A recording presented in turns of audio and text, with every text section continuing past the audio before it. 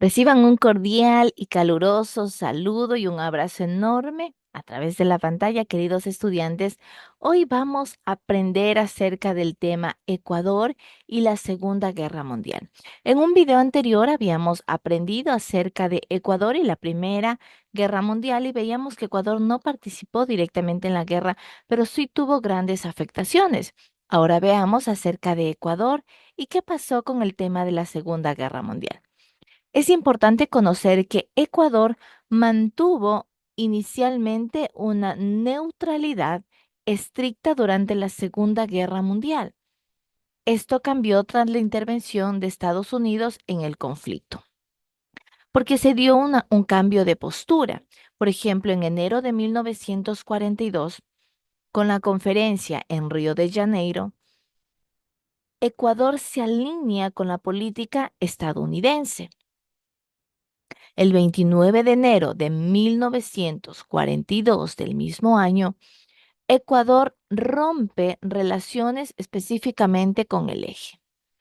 Y llegando a una sesión de la isla Baltra en Galápagos, Estados Unidos, para que allí exista una base militar. Entonces, miren cómo llegamos al punto en que Estados Unidos empezó a ocupar territorio en las Islas Galápagos para una base militar. Se da mucho en un movimiento antifascista que se crea el movimiento antinazi fundado en junio de 1941.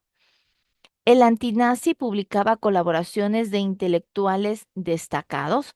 Entre ellos tenemos algunos de los líderes que estaba Gustavo Becerra, Raymond Meriguet, Nela Martínez, entre otros líderes de este movimiento antifascista. Sin lugar a dudas, tiene un impacto económico. Toda guerra, toda actividad a nivel mundial impacta a todos los países. Por ejemplo, en el tema de las exportaciones, hubo un aumento de exportaciones a Estados Unidos porque era un aliado en ese momento. Se empezó a exportar más café, cacao, madera, balsa. Pero también hubieron restricciones porque muchos ciudadanos italianos y alemanes sufrieron embargos y expulsiones. ¿Por qué? Porque estaban involucrados dentro de la guerra, eran países involucrados dentro de la guerra. Y Estados Unidos estableció bases en Baltra y Salinas hasta 1946.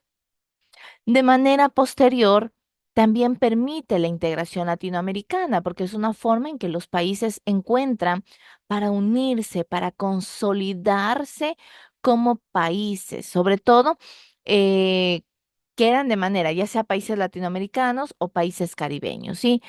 En las áreas de integración que se manejaban eran en lo político, en lo social, en lo económico, en lo cultural, religioso, lingüístico e ideológico. ¿Cómo se fue dando esta evolución? Por ejemplo, en el siglo XIX hubieron algunos intentos de confederación tras la independencia, la Gran Colombia, por ejemplo, que fue una unión de varios países. Tenemos algunas de las provincias unidas del centro de América. En el siglo XX ya se crean algunas organizaciones como era la LALC, ALADI, la CELA, CAN o el Mercosur, que cada uno era creado con un fin diferente. Por ejemplo, el Mercosur. La idea era generar un mercado común entre los países de Sudamérica, en donde tenga beneficios, por ejemplo, no se cobren aranceles y así puedan exportar productos a menor costo. Y en el siglo XXI vemos que ya se conforman otras organizaciones internacionales como es el ALBA, la UNASUR y CELAC. Ahora, existen varios líderes que han fomentado la integración. Entre ellos tenemos a Hugo Chávez, que fue principal defensor del proyecto ALBA. También tenemos a Lula da Silva, quien fue el que impulsó la integración desde Brasil. Y en su momento el presidente Rafael Correa, que promovió la unidad latinoamericana desde el país Ecuador.